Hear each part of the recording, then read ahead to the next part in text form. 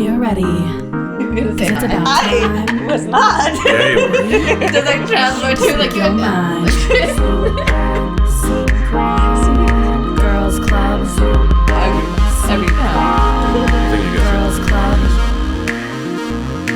Super secret Girls Club. Hello. Welcome everyone. It's Wednesday. You know what time it is. It's Super Secret Girls Club. Brooke Tears here. He knows what's up.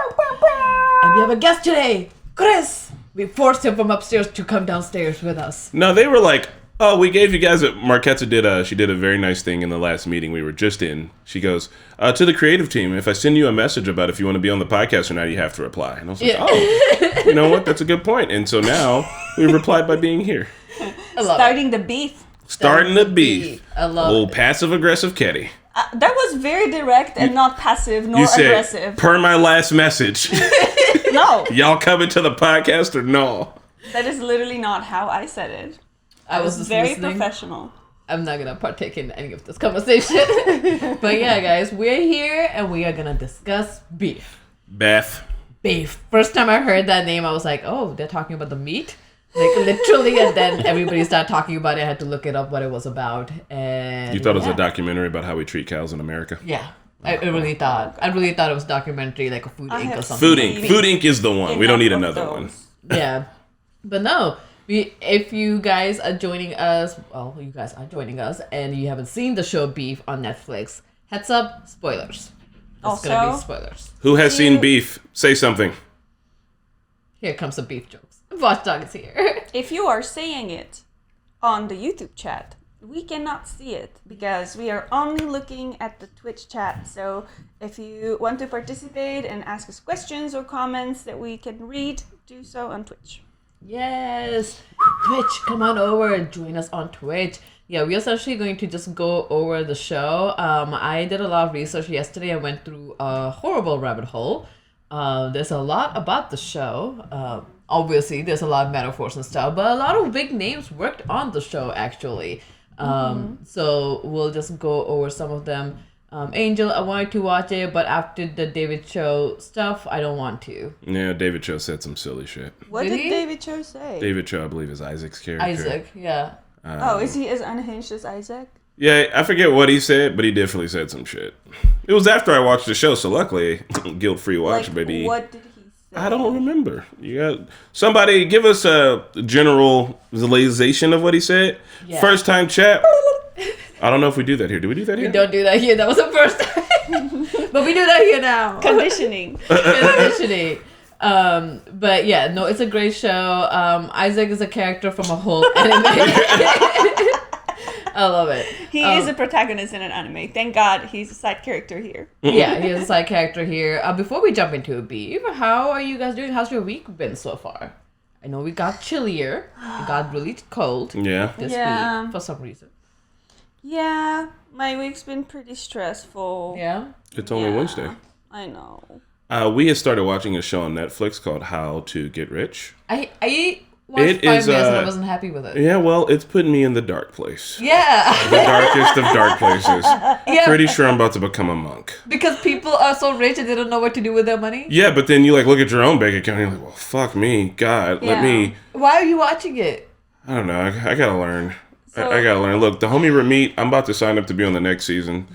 Ramit, help me, brother, please.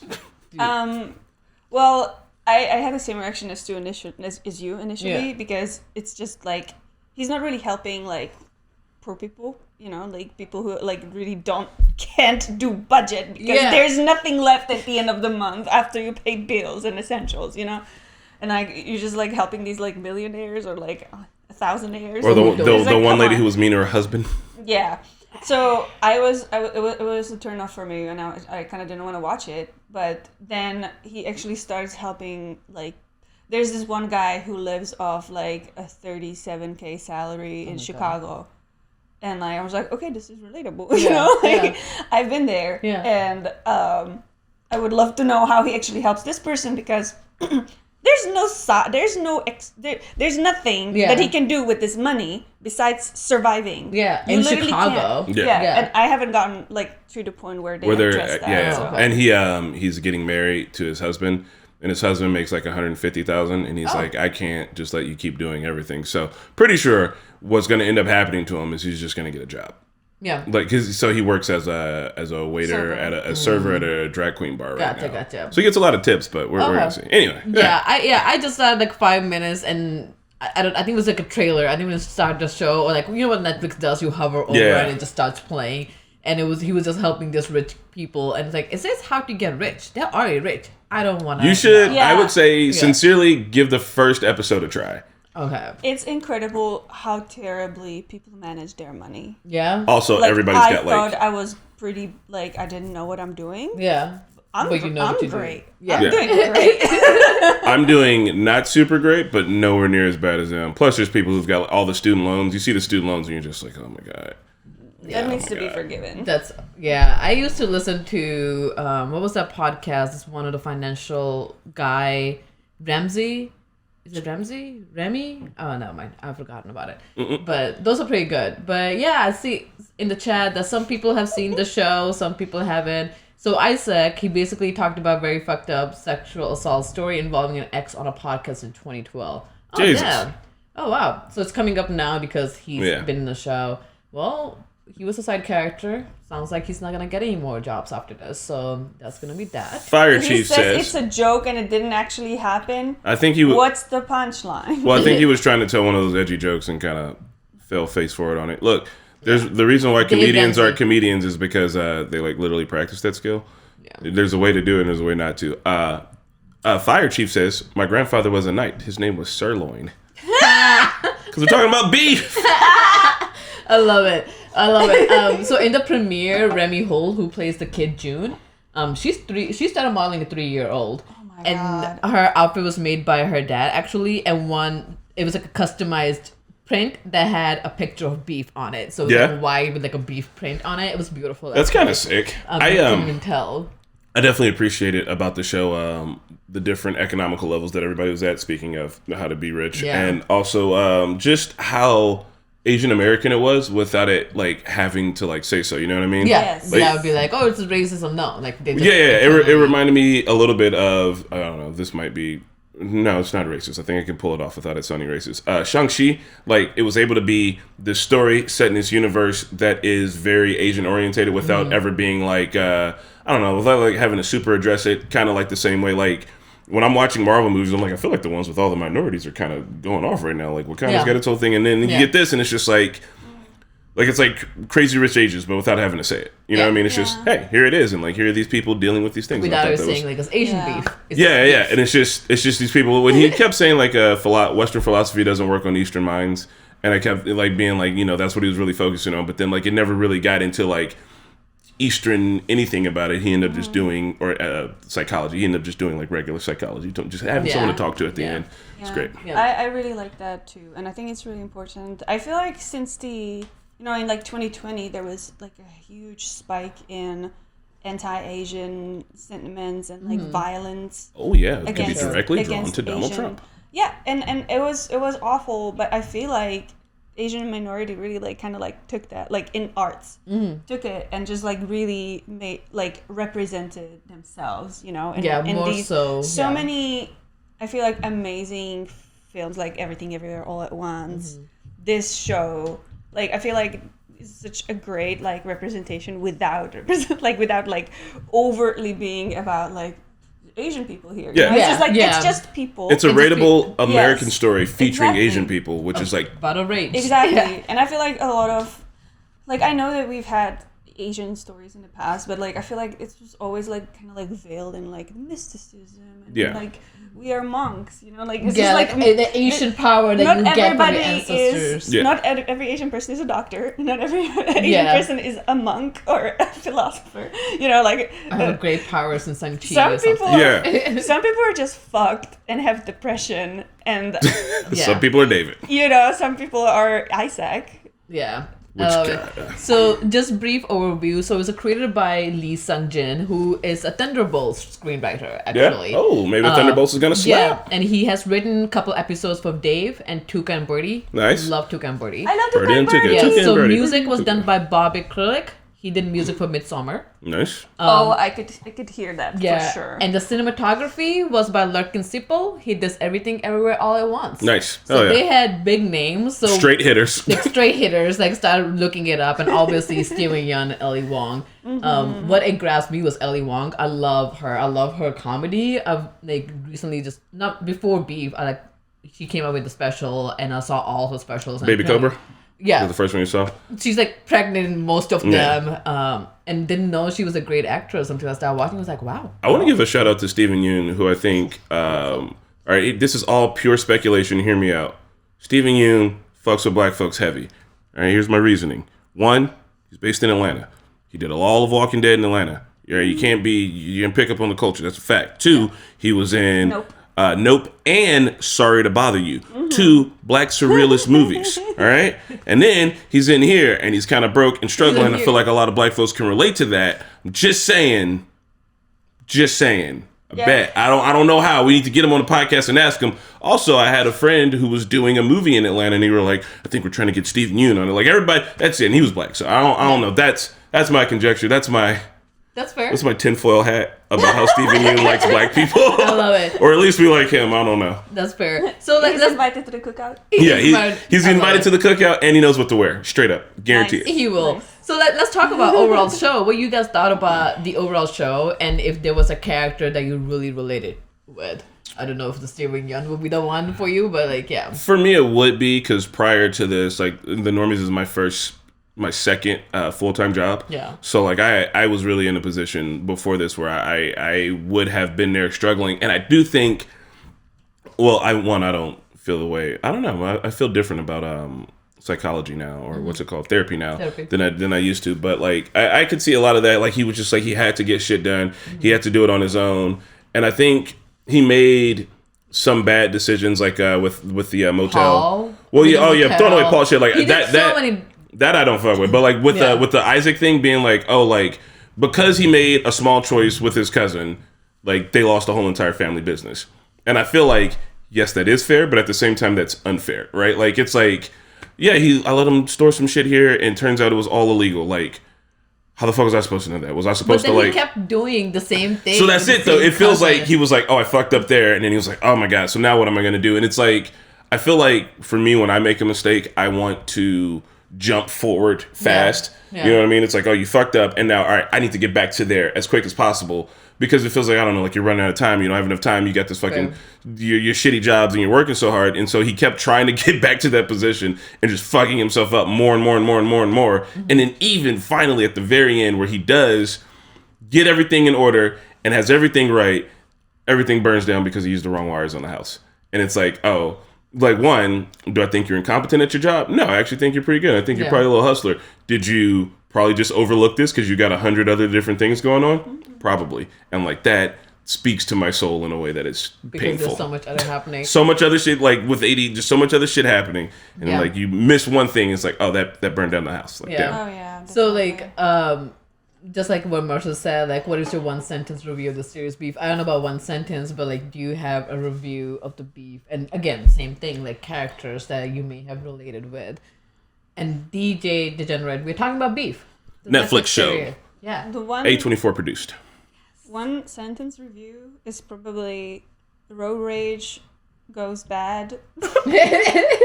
Like seriously, goes horribly So bad. bad. Like, just insane. But who do you relate to the most? I really so overall show absolutely loved it.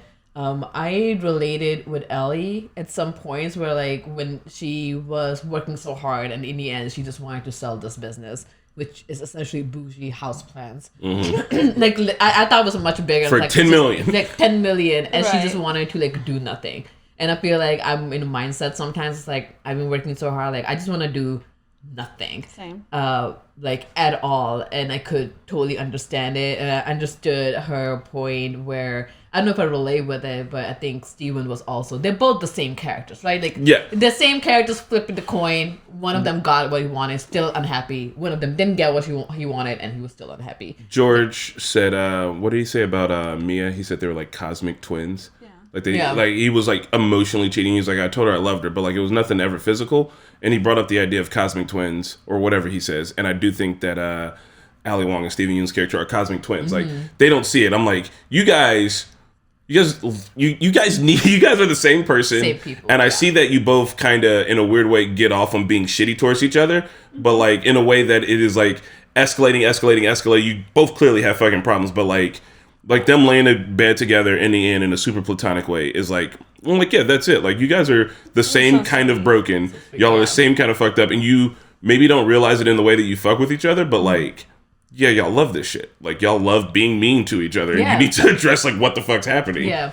I think overall show, the part that I really enjoyed that it just showed, it wasn't like not only it wasn't clear like it's about like Asian community, it was just people, right? Like it was just people working there, and like there was subtly ways where Steven was like, oh Paul, you need to find a good Korean girl, or like, oh George, he's Japanese. It's like, I can't believe like you married Japanese. Like he will have like, there was subtle hints. Because she is, I think she was Chinese. She's Chinese and Vietnamese. I had to look it up. Yeah. So I mean, it was just, he was taking a stab at her, like nothing. Us as like wouldn't have to do much with it, but I could notice that because like if I marry somebody, like somebody can take stab, like, oh, like looking at a picture, that person's this. But I think what I really liked that it was subtly about anxiety and depression. Like both of them had this anxiety and this depression, and they were suppression of feeling, blaming everybody else for their problems and trying to bring everybody else with them at the same level. Like Steve, I keep calling him Steven, Danny, right? Danny, Danny tried I called him David earlier, I meant Danny. Danny like throwing out Paul's letters because he wanted him to be where he was, and that's like mean kid shit like that. Horrible. That's really fucked up, but I'm not giving it a pass, but I'm saying like because they're kids. But that's also where it started. They weren't kids at that point. He was getting acceptance letters to college. He was older brother. Like as an older sibling. Yeah. That hit hard for me because as an older sibling, like your younger sibling do look up to you. Yeah, you gotta take care of them. Yeah, you take care of them, right? And your younger sibling not gonna question twice if you said something, and like I tell something to my sister and sometimes totally lie, and she's so gullible and she will believe it. And I have to tell her like, no, don't tell that to anybody. I was totally like just making that shit up. Just playing. But Danny to do that and Paul never to know in the end was like, oh shit, like maybe he thought that he never got in because he wasn't good enough. Yeah, and that's even more fucked up. And then just it stuck with him, man. Much. And like even with like you see him doing like he literally is becoming like a crypto bro. And this is gonna be a stab at crypto bros. Like you're just gambling, bro. And he's like he's trying to do the get rich quick thing too. He's like at least he's taking care of his physique and shit, but you can still tell that he's fucking lonely. Yeah. Like he hangs out with his friends and shit. He's like maybe we'll just stay here. And they're like nah, bro. Like you literally can't stay here. And Danny's not taking good enough care of him. And it's hard. It's one of those shows that you watch and like the more you watch, you're like damn, how's everybody so fucking sad? I really did not like Paul in like I think the first 2 episodes because he was just so rude to Danny, and I was like Danny like just tried to commit suicide and like in the dumbest way possible also.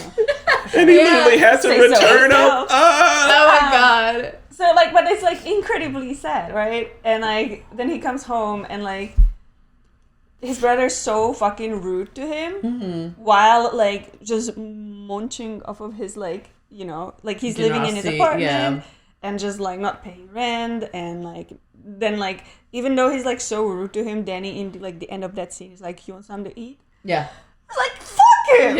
Fuck this dude. And then like throughout the season and like towards the end when we find out what all Danny did to him, I was like, fuck Danny. Seriously, I felt bad for Paul. I feel so bad for Paul. Like still got so shot. And like all of those, like it explained his story. Like it kind of started backwards, and like when you find out what actually happened to him and how Danny contributed to it, like all of his shittiness, like all this like underlying anger and like frustration and also loneliness and just like not knowing what to do with his life, because he literally thought he had like no confidence in himself, because he thought that like literally no college accepted him. I'm pretty sure that he, like, every time you apply to 5 colleges, you put at least one application that's like a fail safe. It's state. And, You're like, always if going to get you- in the state. If you don't get an acceptance letter from any of them, it's just like soul crushing to your like just entire being. Absolutely. Especially if you like really want to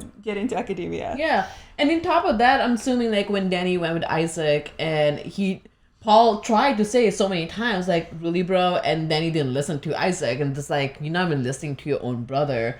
And you're going out, like, against cousin. But that beside... So, other question I have... Was there any... I want to say something about that last part. Okay. So, Isaac had... he had a lot of that traditionalism in him, and so did Danny. And I think it's both because they were the older siblings and because they were more. connecting in that traditionalism, they were also expecting to get respect from Paul. Like when Isaac came over, he's like, you're not going to stand up and hug me? He's like, I gotta make the fucking rules. Come on. You got to do this shit, right? Like, and it's like, Isaac is like, hey, on some old school Korean values, I need you to, like, you have to do this. You have to respect it because there's some traditional shit. They get to say it because they're at the top of that tradition pyramid, right? Mm-hmm. And while Paul is being like, bro, I don't know why you fuck with Isaac. I don't know why you fuck with Isaac.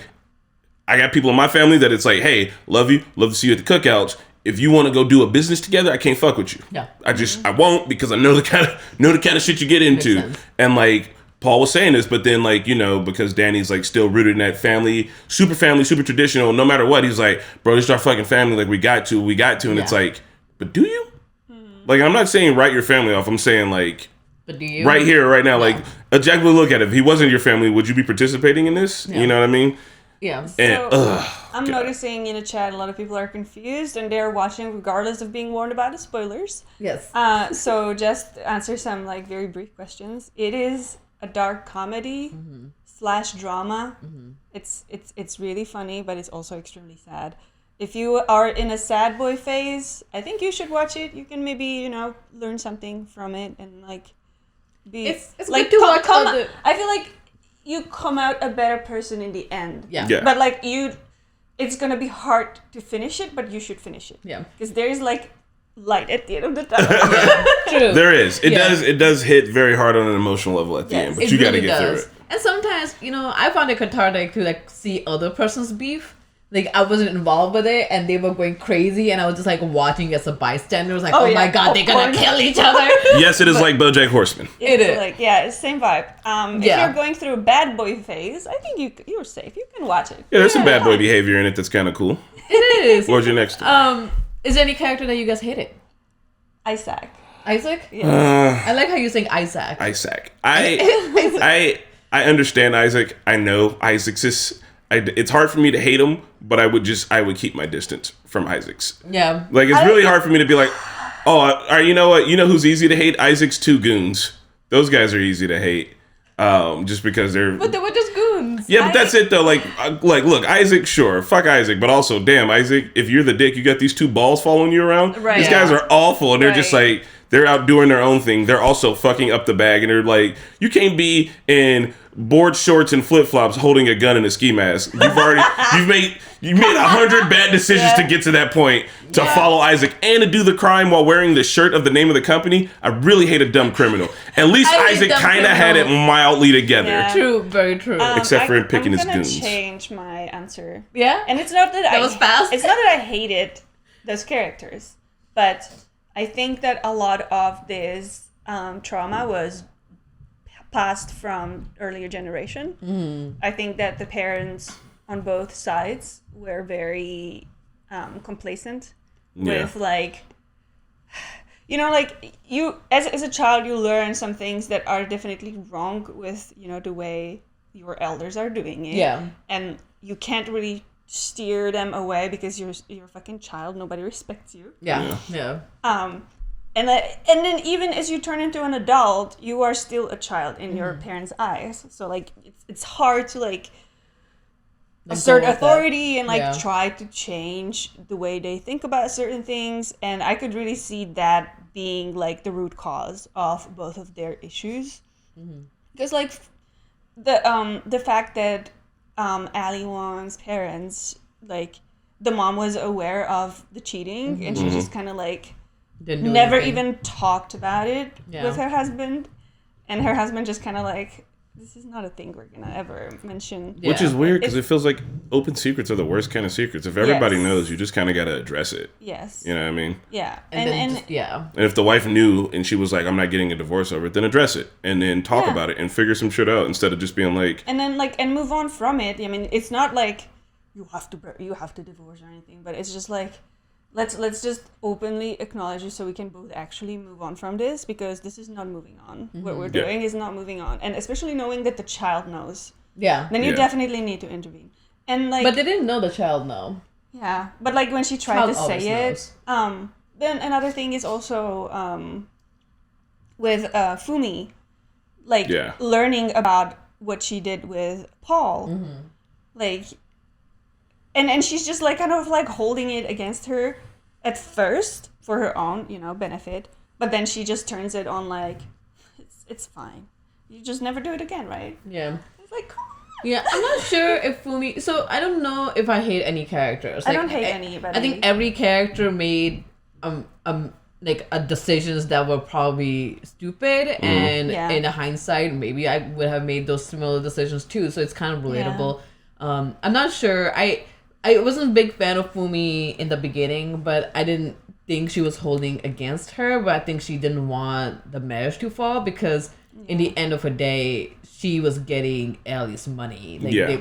Yes, outside but of the, see, like she was like looking for herself, and it just I mean, at that point, if I saw you cheating with somebody, hey, I'm totally using that information for myself. Yeah. You fucked up. Why would I have to be a bigger person because you are making mistake?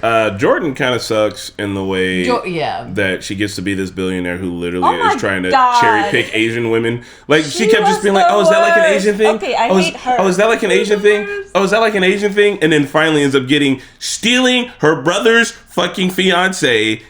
Literally to own, like, I don't give a fuck, I'm saying it. Literally to own an Asian person, like, I have my own. Yeah. And the way she had all those crowns from all those different cultures, literally wearing them as hats, like, And she had to cultural give- appropriation, like, and it's in a museum that you have in your own house. I'm sorry, like, I understand that you can buy these things for collector's items. You can also donate them to museums too, so the public can enjoy it instead of literally holding all these beautiful cultures here in your house behind a giant fucking door with its own room. Like, that feels like some like savage, like Captain Planet would whoop her ass. Like, that's fucked up. Yeah, she had to give away those earrings back to Peruvian government because they wanted it back. It's like, dude, Right? Like, seriously. Like, what the fuck? Yeah, no, they're interesting characters. So how do you guys deal with anger?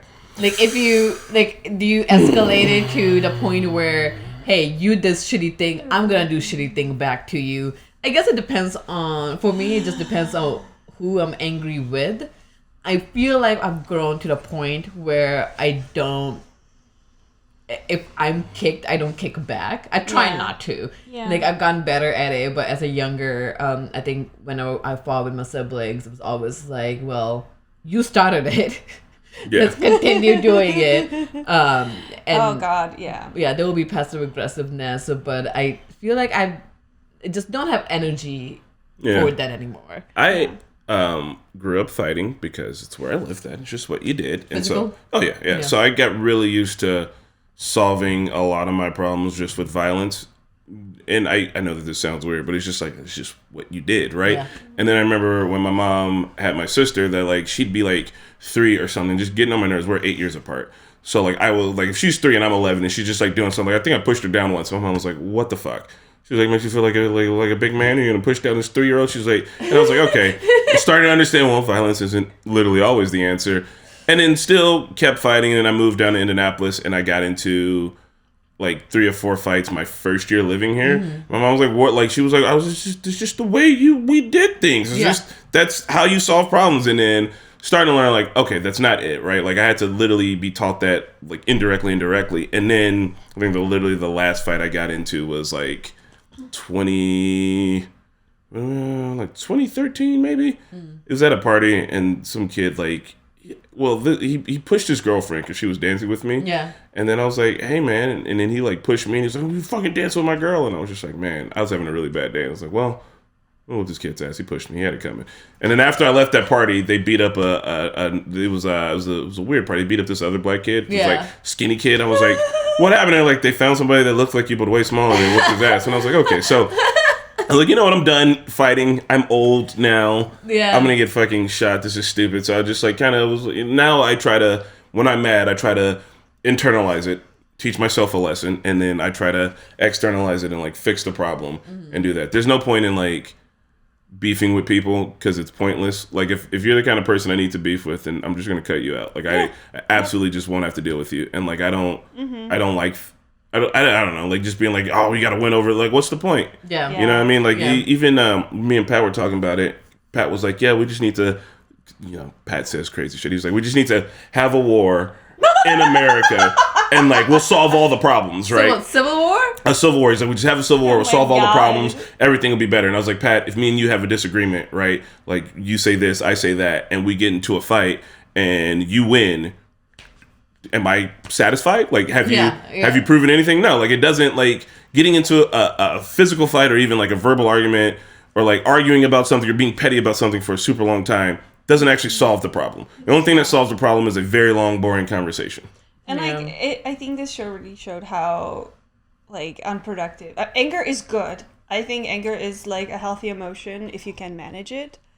But this showed like how toxic it can be if you let it rule you. Yeah. And I think one of the reasons I love this show so much is it shows how stupid revenge is. Yeah. Like I always feel like revenge flicks just like glamorize. I mean, it's fun. Violence, you know, and Fun to be petty. Yeah, but anime and shows about revenges. I know, exactly. And like I feel like this needed to exist so that people see that, like revenge actually, like to me, most shows and like anime or movies, they're like, yeah, fucking revenge, yeah. And then like in the end, this person learns a lesson, like last 2 episodes and that's the wrap. Yeah. But you still had 99% of this show glamorizing it, right? Yeah. But this tells you from the get-go that like, stop, please stop. Why? We're episode 5. Why are we still doing this? Episode 9. Why are we still doing this? After like, so you know many what I mean? months, like, it just kept can we on going. Please stop. Yeah. Yeah. I thought this show did a really good job of like showing that sometimes anger does come from the same place. But also like in the end, like the last episode, they kind of do come together. They connect on Paul essentially.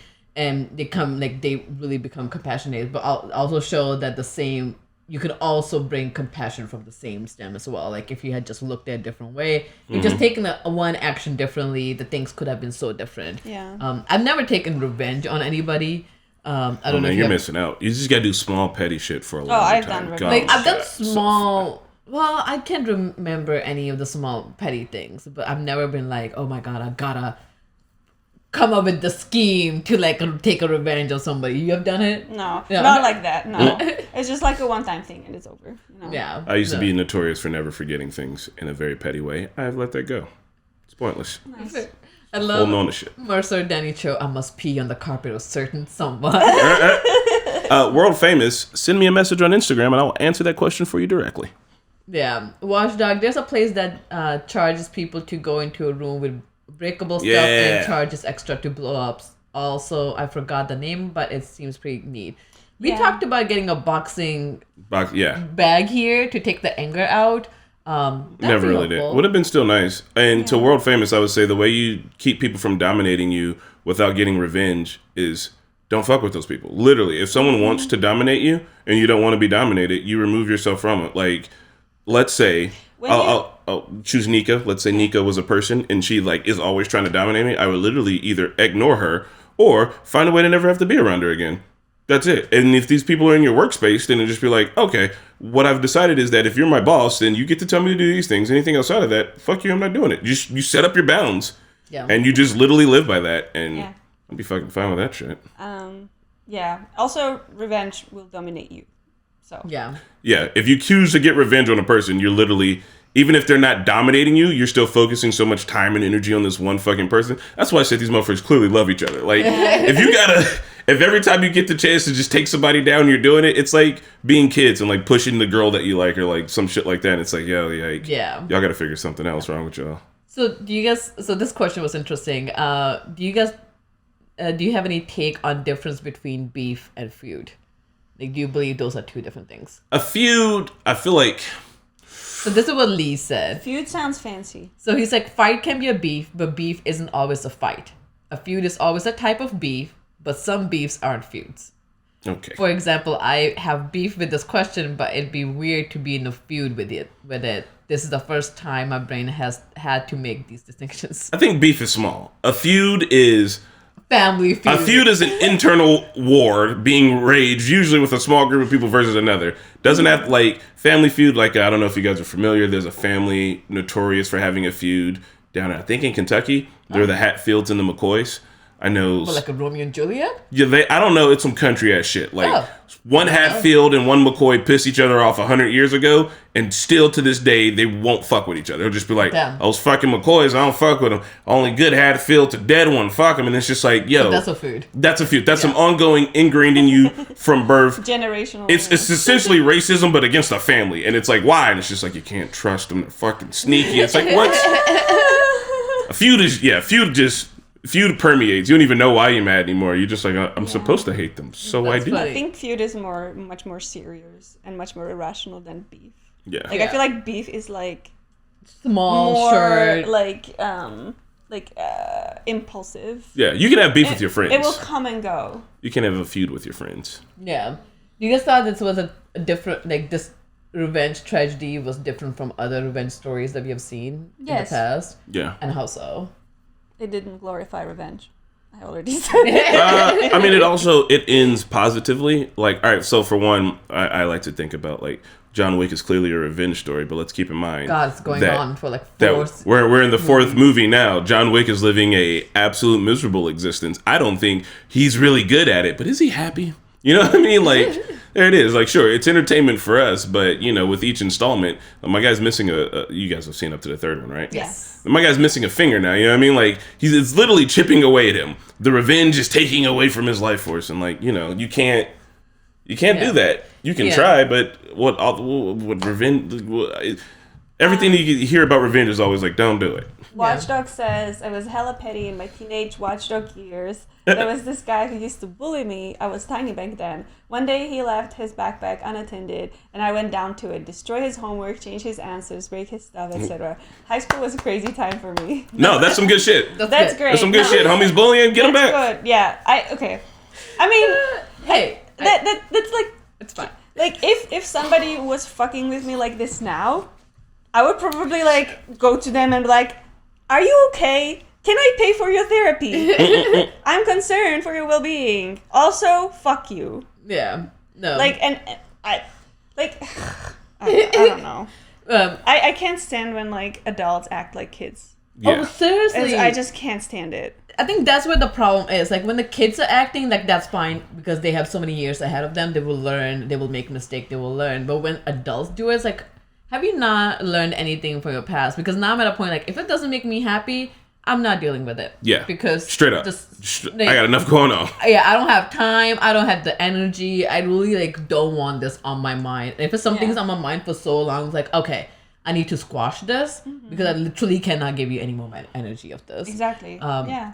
Like if you're consumed by something like this, you're like you're not living your own life. You are trying to insert yourself in theirs so much that you don't live your own. And I mean, sure. Let it go. most all beefs get squashed anyway if they don't end in, you know, absolute violence. So like that's it, man. Just squash. It's fucking pointless. I used to really feel like it used to really bother me that I felt like I was losing or I was letting someone get over on me, and like that would really motivate me. Like, no, I need to keep this shit going. I need to teach this person a lesson not to fuck with me. But like, fuck that. Like, if there's someone you need to teach a lesson to not fuck with you, try to get that person. Just try to remove yourself out of the situation. Like, you literally, and if you're stuck with it, I think World Famous Acts, he was like, he's like, what if it's family? Eventually, your own mental health is going to become more important. I don't know what kind of family member it is. I don't know if you live with that person, but eventually you got to be like, look, I'm either leaving, I'm moving, I'm going away, or if you're going to treat me like this for the next 3 months, then we're just done. Like, you don't have to be with your family, especially if they're toxic. Yeah. You can get the fuck out. Yeah, this is funny because I had a similar conversation with somebody who's having issue with their family because their family is just like, you know, only there when they want something. Yeah. And apparently, and I was telling them like, okay, I think you just need to stop. Just stop. They're not bringing anything. Like, when you need something, they're not there. They're just looking for something that you want. So you should just like stop it. And it was difficult, but it's like stop contacting. And I asked him like because that person was also going through therapy. Like, what did your therapist say? It's like, yep, Same thing. I was So like, what you think? Exactly. Other person gonna say anything different to your therapist? Your therapist, it's just the Like, thing to do. You gotta preserve yourself, man. You know, it's just hard. But then if it doesn't make you happy, you kind of just have to. It's sad. The other thing I really liked about this revenge tragedy compared to the other stories, like they come so close to their point where they get overtaken by the revenge and they almost take like a really worse step and they don't. Like one time when Steven Yeun almost Danny almost put the little girl, yeah. burned the car and June was in it and he stopped. And then that was so scary. Oh my and then God. he went, he's like rubbed it off and like left. I don't understand how that was not it for him. Like, Yeah, I right? almost killed a child. I need to get my shit together. I think Like seriously, I think he does. Doesn't he like from there on? Like he takes time and he goes to church. And then it's like this 8-month passes or something. the church pastor is Ben from Umbrella Academy. I don't know if you've watched it. I haven't seen. He's an asshole in that. Yeah, He is has- he? Yeah, he's really good. I haven't seen. I saw the first 2 episodes and then I just Yeah. stopped. But like there's some steps like it's like okay, it could have gone worse. I mean, they still impacted their loved ones for sure. But thankfully, it didn't kill. It got to a part where the beef was beyond them too. There's parts where they both wanted to stop, but because of things that they did or had set up, they literally had no choice but to take that step forward into more beef, which is like that's when it's like really out of hand. It's like a nuclear reaction at that point. It's just going off. Like But when you she set chose it in to. motion. You still set it in Yeah, motion. Well, I'm saying it's just like when she chose to start message. She tried to message Danny, and Danny was like, "Oh, this is a bot." And then Paul pops into her DM. She's like, "Okay, well, maybe I'll do this because I'll get a chance to like maybe get back at him." Or when Danny's like, "I'm gonna be friends with the husband because then maybe I'll get a chance." And then they both are like, "Oh no, like we're implicating genuine other people into this and like we don't need to," and they get too far taken. Like Danny and George were actually becoming good friends and didn't seem like George really had friends, and like Danny put all this effort in. He started fucking biking on the same route, like he's literally improving his life in order to be friends with this dude. It's going too far. And then he looked at the art and was actually feeling something from his art, even though it's fucking weird looking blobs. Like they were becoming friends. And then the same with Amy and Paul, they were actually starting to like really feel each other and like starting to understand each other and seeing like she was able to sexually be herself around him and also just be friends with him and give him advice and shit. And they could have all done good for each other. They could have all been a good group of friends. They could have been a good group of people at any other different times. But no, then it gets too far. It gets taken here. It gets taken there. And it's just one step after the other. It's wild. Yeah. What are your thoughts on the last episode and the ending? I really liked the ending. Yeah. I was really at first I was like, I need more. Like I need to know what happens to George, to Junie. I need to know what happens to like all the side characters. How's Naomi doing? Like George like that? my initial reaction was like, there's more. There has to be more. But then I calmed down and I was like, this is actually like really sweet. Yeah. And I did read that. Do you wanna? Yeah, so an interview with Still Watching Netflix, Ali Wong, along with series creator, director Lee Sung-jin, discussed how the final moments of the show were improvised by Wong. The sequence is a time lapse of her laying there for days waiting for Danny to wake up.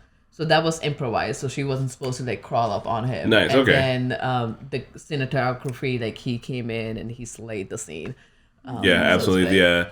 They did a really good job, and I think I'm gonna call out A24. They probably pulled some of the stuff that they learned from Everything Everywhere All at Once with like using the passage of the windows and the lights, because you could tell that they aren't moving and I don't think there's any CGI involved, and it's just like using that to show like time passing, and Danny lifts his arm up just a little bit to be like, yeah, he's gonna be all right. And it's good to see, and it's great. Also, the other thing that literally rules these people's lives is money. Yeah. And like they're all either trying to figure out to get to these next steps or hustling with it or figuring out what to do with it. And like, yeah, Amy did get that $10 million contract, but then she was like, I'll stay on and work another 5 years, which literally felt like it was going to kill her. You know what I mean? Like she's already masturbating with a fucking loaded gun, which is like, hey, I'm not saying that you're kind of suicidal. I'm just saying that's kind of far. I mean, that's a she just wanted a thrill. I know, man. George was too vanilla. But she didn't tell that to George until how long into the relationship? You got to talk about this shit with people. Yeah. And I just think that I don't know. It's one of those things too where like I have a hard time. My shirt. Love is love. I have a hard time not being mad at Jordan too for like. Oh, for sure. Just because you can see, and I know this isn't part of it, it's just the way that I see it, is that like she's got all this fucking money, all these resources, huge ass house, mostly empty, and then it's contrasted with a person like Danny who is literally grinding out here, trying to kill himself because he's fucking so sad, trying to get back to like, he's trying to do something honorable for his family, for his parents, all that.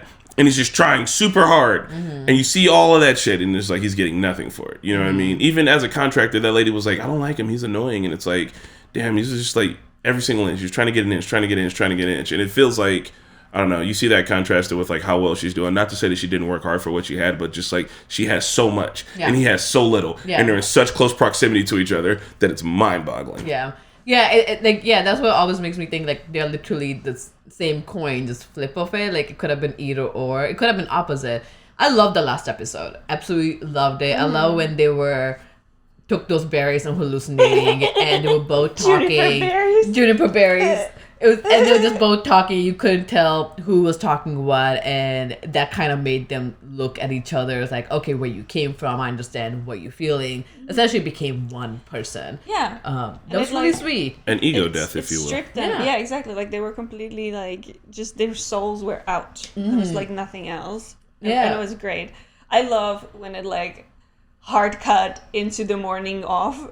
And like there's just pukes everywhere around them. And they're like, we survived! And they got up. Apparently they made the burial of themselves. Like they put all the wood on top of them. I just assumed they were cold. You know, like when you're at someone's, like when I come lay down here, there's no blanket, so I just pull this cushion on top of me, just like I'm under the cushion. I thought they were made burial of themselves, like the pyre. Yeah. The pyre. I was like, so we're gonna bring all this because we're dying. We might as well put this. So like when I just was laughing, like so what? It was great. Yeah. That's funny. That could be it too. Like we just crawl everything. Cold. We're too cold. Want to read a comment from Fire Chief 94. He says, or she says, I'm indigenous and was taught that your emotional well-being is like medicine bag. The good or bad medicine, emotions, feelings, or thoughts go into the bag, and if you have more bad than good, then it's a poison for your soul. Okay, nice. I do think that I like the way that sounds, because I think emotional healing is one of those things that we don't really get into until we get older, and it's unfortunately expensive, but it's also so important. And like if you can't figure that out, I don't know. Yeah. So I try to do like meditating occasionally, because it's like at least I can calm myself. That's a little good, and it's cheap. Makes sense. I really like that. This analogy works on so many levels because like some bad medicine, end quote, is like literally used to cure some things. So like it doesn't really like push bad stuff away. Like it's still recognized. Like I said, like anger can be like a productive emotion. Guilt is also a good emotion to have. Like if you fucked up, like you have to learn something, you know, and like move on from it as a better person. You have to feel guilty. Yeah. Like so like all these like emotions that we associate with like being negative, they can still be good for you and like have them in your bag, you know. Yeah, you just need to know when to use them. I think a good one is like shame. Like I feel like a lot of people feel shame like over sex stuff, and that's like a wrong place to put shame. But like we as humans can use shame to teach people in our communities, in your small, big community, family, and all that, to like, oh, that behavior is wrong. You know what I mean? Like, oh, like you shouldn't be doing that. This thing that you're doing right here, this thing you should probably feel some shame about. Like if you have a friend who is just like overeating themselves to death, and it's like, okay, that thing, like according to your health and how you look and shit, you're dying. Yeah. You should feel, or over drinking too much too. It's like, hey, you should just feel like a little shame about that, to try to like kind of course correct, but not being like, oh, I like to masturbate with a gun. You don't need to feel shame about that. Yeah, as long as the gun's not loaded. And I if think the gun's loaded, shame. Yeah, that's funny. Should there be a new season? God, no. If these people, see, it's like John Wick. Yeah. If these same people end up in a new season of Beef together, it's the saddest thing ever. I do not want that. I want them to be okay. And if they were going to do another thing of Beef with another group of people, I'm super down for. But I think Danny and Amy's story has ended perfectly, and that for them to get into more altercations with each other or with anyone else is wildly sad. Yeah. I think I wish there was more of this, because like I feel like as a society we need this type of show. Just like an epilogue. But I really feel like this ending was just perfect. So either like the next season needs to like be called something else that's like not Beef, and like I don't know, like well-seasoned dinner, or something like where like they taken Squash the beef, it. and Yeah. they made something productive out of it. Like, I would like to see how they move on practically from Yeah. this. Like this, like roller coaster. What if we all right, so season 2 is about Paul being finally going to college, maybe, or Paul doing something People by himself, growing up. Paul moving away, and so then with that way you could find out what's happened to people on the peripheral through it. Yeah. But Paul he's still young, and he's still got a lot of. First off, my guy's been shot twice. Maybe because he got shot, he gets some money from the state, and he's able to use that, but also like it doesn't, you know what I mean? He still struggles with it and shit. Yeah. And they can show like just because we're watching that How You Get Rich thing, just because someone just got $500,000 doesn't mean that they're off good because they got a lot of stuff internalized that they're still fucking up with. Makes I sense. think that would be good to see. Plus, Paul is young, Yeah. and I don't know if he is Gen Z or not, but I think Gen Z could relate to him, and that could be a really good way to move it forward while still getting answers about everyone else, but without like having to be like, oh. Like they don't have to be in the story. We can hear about them, but they're not. They're doing good now. Yeah. Yeah, I think that's a good idea. Yeah, I Paul would dates Mia. personally- I'd be down for that because Mia was struggling to find work too. Paul dates Mia. Yeah, I would personally would love to see anthology. Like beef is fine. Yes. Like I would love to see a beef with somebody else. With somebody Yeah. else, like different culture, Different maybe. culture, just any other beef, because it's a good topic. So in the interview with Rolling Stone, Lee Sung-jin said there has been no word on renewal, but that he's plotted out 3 seasons in his head. Okay. So I see. If it follows a person from each season, I'd be kind of like White Lotus. Yeah. Yeah. With a carryover, I would be. yeah, That would be great. that would be good. I wouldn't mind another season. I think continuation of it. It will. I don't know. There are still a lot of questions, right? It was good to leave those questions, but Because if it you makes you wanna talk about it. You know. What I mean? exactly. If you want to explore it, that's Yeah. fine too. But I just 3 don't. is I enough. don't want Amy. Amy and Danny. to beef anymore. Yeah. Like if it was like after him like being in coma for so long, and her losing everything, and they learn nothing from it, that would be so bad. Yeah. I don't think they would. For somebody to make a show this good, I don't think they would take that turn. And I also feel like that's too. It's not dark. It's realistic in a lot of ways, but it's too dark. And I think that I don't think that's what the world needs right now. Yeah. I know I don't. If you're like this is just like with John Wick. Like I love it. I love John Wick movies, but if we get to John Wick 10, I'm like, damn man. This Stop is already. fucked up, bro. You gotta, my guy. You've killed at least 1,000 people Yes. personally. You gotta stop. But are He you hasn't okay? eaten anything. Like, Right? like what's happening with John? He just becomes a gun. Yeah. So rest of the questions that I have, not really a question. So you guys must have noticed the episode titles. Yeah. They're all called weird. So they're all reference to something tragic. Okay. So each episode name. So I was just gonna go off and just go what they mean. And if we want to discuss on it, we have an hour. Like we already an hour. So I don't know how long we're gonna discuss this. Tell us the sad things they mean. But so the first episode was called "The Birds Don't Sing." They screech in pain. Yeah, that's what. Yeah, Werner Herzog says That's "Boy." Werner Herzog's documentary "Burden of Dreams." So the trees are in misery and the birds are in misery. I don't think they sing; they just screech in pain. Take a closer look at what's around us. There's some sort of harmony. It's a harmony of overwhelming and collective murder. Werner Herzog, are you fucking okay, You sir? said it wrong. Did I? That's what the whole thing is. No, you have to say it with his accent. Oh, I don't know the accent. You It's not the same. Nah. say it with the I love accent. him. He's so I can't. no. He's in a spoiler. There's a Werner Herzog-esque character in an episode of Boondocks, and it's pretty Really? spot. Yeah, it's pretty So fucking I did spot not on. know about this. So I again went down the rabbit hole they were trying to make this movie about taking the boat across the mountain. Yeah. So they had to like pull it apart and like. yeah, so while they're filming it, they wanted to actually do it, and so they were stuck in this jungle. So the actor, like Werner Herzog, was like, "I hate this." I Well, hate he's everything around us." I think he's an actor, but he's also a documentary filmmaker. He's a really good creative and a really good artist. He's But yeah, awesome. he's also like. He's like the narrator for like your typical narrator for like a documentary. Yeah. And I love. But he's so dark though. Like obviously. And that's what the start of the show is, right? Like, so start of the show, we meet these two characters, and then they're like, "Oh, outside this seems fine," but until they're like, "No, they have a lot of pain." They go down. So the episode second was called "The Rapture of Being Alive," and that's from famous 1988 Televised interview with Bill Moyers, American writer Joseph Campbell presented this answer when asked about his thoughts on the meaning of life. What does it mean to feel the rapture of being alive? And he said, I don't think the meaning of life is what we are seeking. I think it's experience of being alive, so that our life experiences on the purely physical plane will have resonance with our own innermost being and reality, so that we actually feel the rapture of being alive. And this is when Denny gets the idea from Isaac to start a new business, and Amy starts catfishing Paul on Instagram, crashing with George at a gallery opening, and Amy vandalizes Danny's truck. So essentially they get obsessed with seeking revenge, and they feel alive. Yeah. They feel alive that they can take a revenge and be mean to each other. Great topics. This one, the third one is called I'm Inhibited by a Cry, and that's a poem Elm from Sylvia Plath. She writes about a dark thing inside of her that cries at night for love.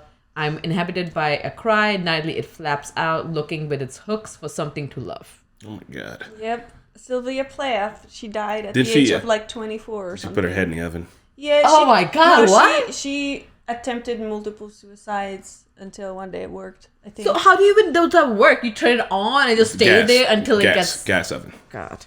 Oh, that's awful. Hey, you should see our favorite Czech movie.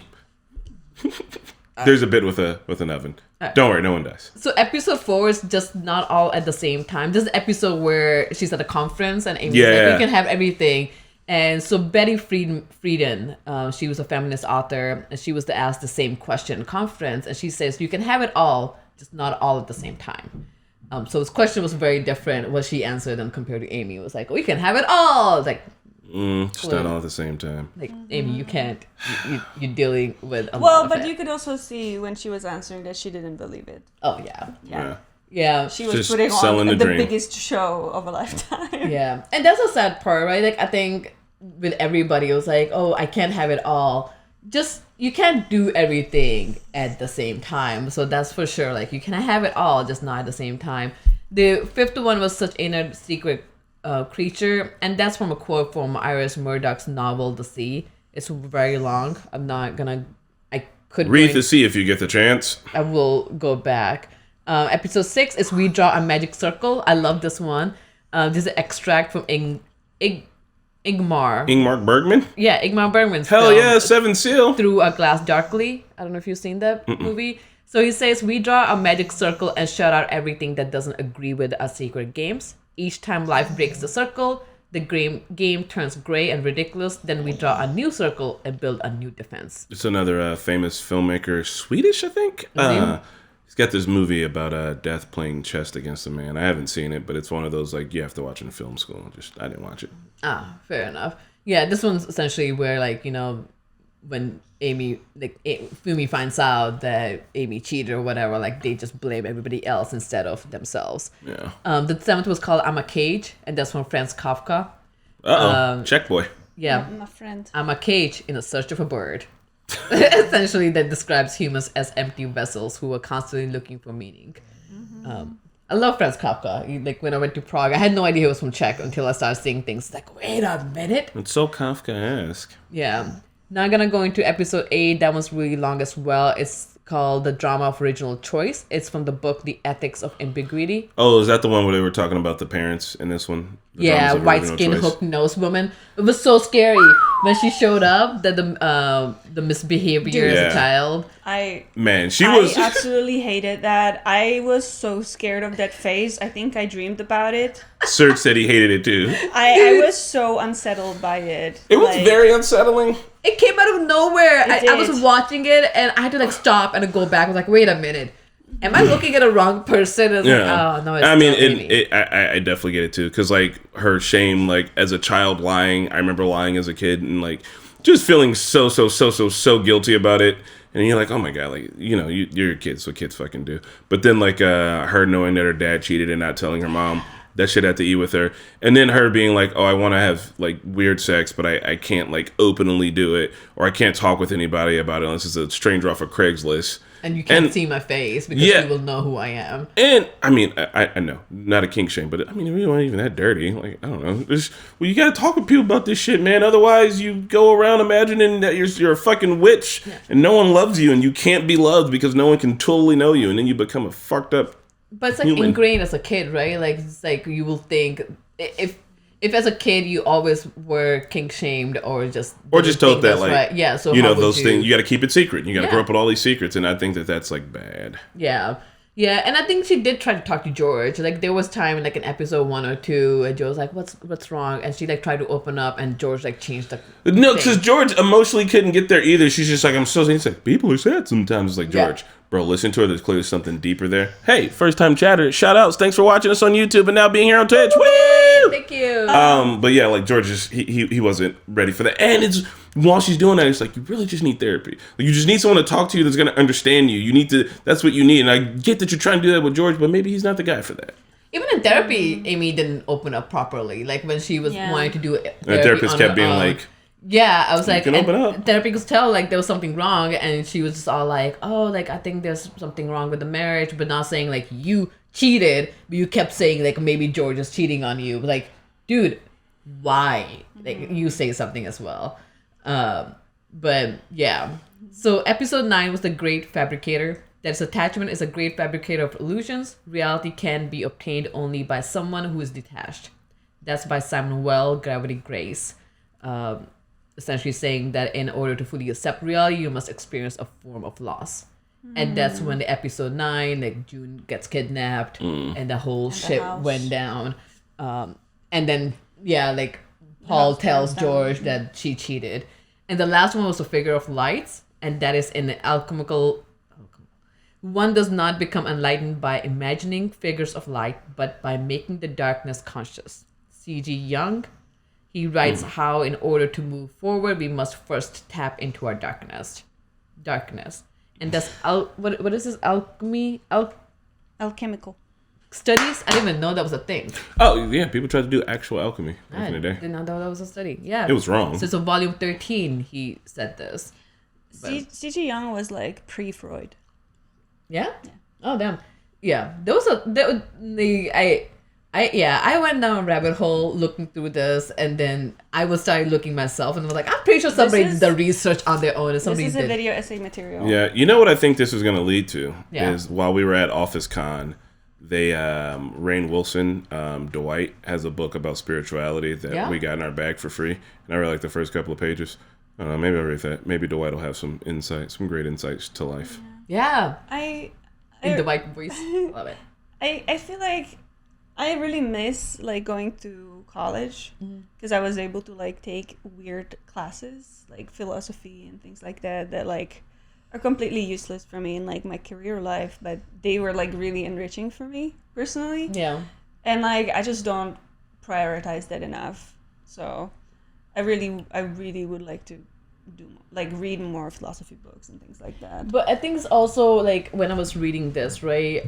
All these books and how I was taken out. Like even when I do read more books, we never like sit down and really think about the symbolism. We need to have book clubs. Probably. And I think we need to have a more thorough book clubs. Like what is the symbolism here? Like what did this mean? Like from here and out, and like read classical books. Because a lot of that is missing from. Yes. I feel like now. Look, I don't want to inside baseball on you ladies here, but on upstairs we have a movie club that we just tacked on to the end of our podcast. No sense in making a whole new podcast. Why couldn't you just have one of your episodes a month be a book club? There you go. People have been asking on Discord. Thus by wrapping two of the best things ever. The SSGC and the book club. All Just into one big old fart. That turns Fart? it... But like... See, that turns it into something else where I have a deadline and commitment, and I just like to do this for pleasure. Oh. Yeah. Well, then what if you just... So you like, could just I think do we should it. do it similar we were doing with the beef. Yeah. We just read it Yeah. and we are done. Like, Yeah. let's just do it. I guess what we should do if we like come across a really good book, we should just like share it. Like, okay, we're reading this, you know. But I don't want to be like, let's look for something now. Yeah, you know. no, like makes I don't want to sense. do that. Yeah.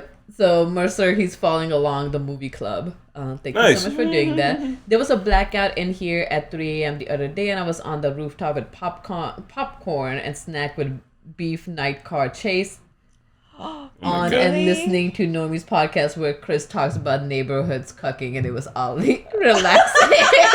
What? What's a neighborhood cuck? What did I say? About neighborhood cucking. Like when your neighbors have a nicer neighborhood than you, and it makes you feel bad. Is that a cucking? Is that what you said? Well, I know like food cucking is when like I eat pizza, Oh my but you're on a God. diet, so you can't have any. And I'm gonna eat this pizza in front of you. Were you talking That's about our neighbor horrible. getting naked in front of her window? all the time? No, now that the kids play outside, she doesn't do that anymore. Oh.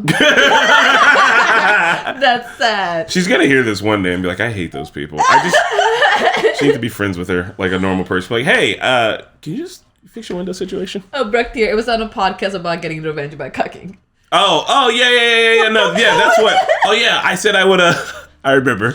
I said I would buy someone's neighbor. They were like, what's the worst revenge you'd take on someone? And I was like, if I was a billionaire, I was like, I would just buy their neighborhood and do fun shit for all the neighbors and not them. Oh. Like, I would just be like, and then I would offer to buy their house and be like, hey, I'll buy your house, but like, I get to make renovations to it for myself. That's funny. Like, I'd add, like, I don't know, just add cool shit. That's all. Yeah, neighborhood cucking. All right, there we go. Alright, good to know. Revenge, a different kind of revenge that Chris will take. Revenge by We do not condone revenge. Yeah. Yes. But yeah, no, this was great. I love it. Look, Mickey asked a really good question, okay? Welcome to our Twitch chats, a podcast where anything can be said, and you don't know the context behind it. This is so funny. This is it. Well, we are ready to wrap it up. Yeah. though. Oh, hold on, real quick, without context. On Monday, me and Marquetta went to the bar. Yeah. And this dude walked past us and he said, yeah, out of context, I guess it looked like I was trying to eat his clothes, but I wasn't trying to eat his clothes. And we were just like, hold on, we wanted to follow him back, but what's the fucking context, Yeah. bud? Like, what could you have been doing? We still can't figure it out. I'm gonna think about this for the rest of my life. I love when you like overhear some conversation and it's like half a conversation. It's like, wait a minute, that doesn't sound right. Like, you want to chase these people down and be like, no. Like, what the fuck are you talking about? Yeah, like I wasn't eavesdropping, but I need to know Right. the full on. Pretty does this great thing. Like every time, I love traveling with her. She lips read horribly. So she will just sit and like tell you the whole story. So like these two couples have been talking. So they're talking about this. That's great. Like she would tell the whole story. That's awesome. And we were at Amsterdam in a bar, and she was like, "These people came and they couldn't figure out how to buy weed, so they left." Like, do you know? She was like, "I think they just came and lost and talked about this." It's like, What if this they're not is even speaking English? You're in Amsterdam. Exactly. so funny. They're Oh my like God, I all love they're that. not even talking English, and she just comes up with the whole story. So it's like, how She's what? her own Werner Herzog. Yeah. She is. I can like you can be just with her, and she will entertain you with this made up stories about people That's so who doing funny. something. And it's like, We need to I go on love more that. vacations with Preeti. yeah, she loves people watching. And there might be true stories. I don't know. She comes up with things. Yeah. But it's great. Revenge is not the Jedi way. Chris, I am no Jedi. I'm no Jedi. I love Pat Revenge was taking the employee's wife to a farm and do his wife in front of him. Yeah. Pat was like, I'm going to buy a farm. We're like, okay, where's this going? Said, I'm going to get his wife to the farm and I'm going to fuck her. I'm like, why do you have to buy the farm? There's extra steps, Pat.